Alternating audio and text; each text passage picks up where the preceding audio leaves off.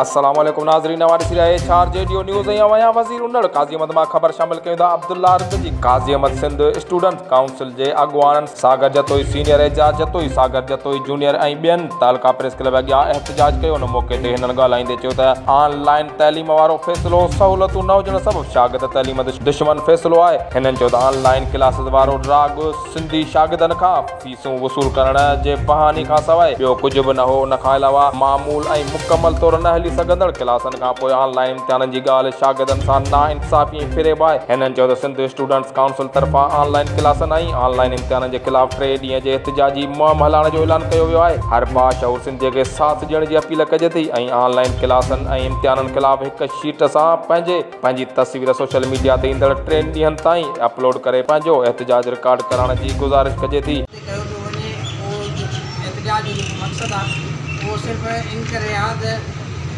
जी government जो higher education commission जो फैसलो है पाकिस्तान में ऑनलाइन क्लासेस ऑनलाइन एग्ज़ाम जो माना इम्तहान जो उनके मुतालिक मसलो ये ऑनलाइन क्लासेस की सहूलत का मौजूद ना है, का सहूलत मैसर ना है, न वरी ऑनलाइन एग्ज़ाम सिस्टम जो हिन तरीक़ेकार आहे। ये हूंदे भई शागिर्दनि जे मथां भई पंहिंजी पॉलिसीज़ जी कंहिं मसलत पिया कनि। इन सां सिधो आम शागिर्द जो नुक़सान थो थिए, छो जो असां वटि तक़रीबन 70 खां 80% जो शागिर्द आहे वो ॿाराड़ी सां तालुक़ थो रखे। हाणे ॿाराड़ी जे शागिर्द वटि न नेट इंटरनेट, उनखां अलावा मुआशी तौर ते ग़रीब शागिर्द जेके महांगा पैकेज किथां कराइनि ऐं उन्हनि जे लाइ भई उन्हनि खे किथे नेटवर्क अवेलेबल कोन्हे, उहे ऑनलाइन क्लासिस कीअं अटेंड करे सघंदा।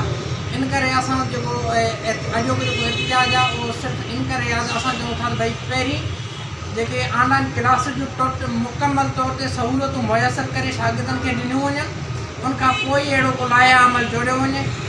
इन जेकॾहिं ईअं नथो कयो वञे त सिर्फ़ु ऐं सिर्फ़ु जेको आम जेको अमीर शागिर्द आहे या जेको लग्ज़री जेको सिस्टम हिननि क़ाइमु कयो आहे उनखे प्रमोट था कनि, आम शागिर्द जो नुक़सान थो थिए। आम ग़रीब शागिर्द इन्हनि हालतनि में भई मतिलबु अजीबो ग़रीब मसइलनि खे दरपेश आहे। इन करे असांजो जेको एहतजाज जेको आहे इहो इन ॻाल्हि जे मदे चार जेडी न्यूज़ में फ़िलहाल एतिरो ई। वधीक ख़बरनि जी अपडेट्स लाइ ॾिसंदा रहो चार जेडी न्यूज़।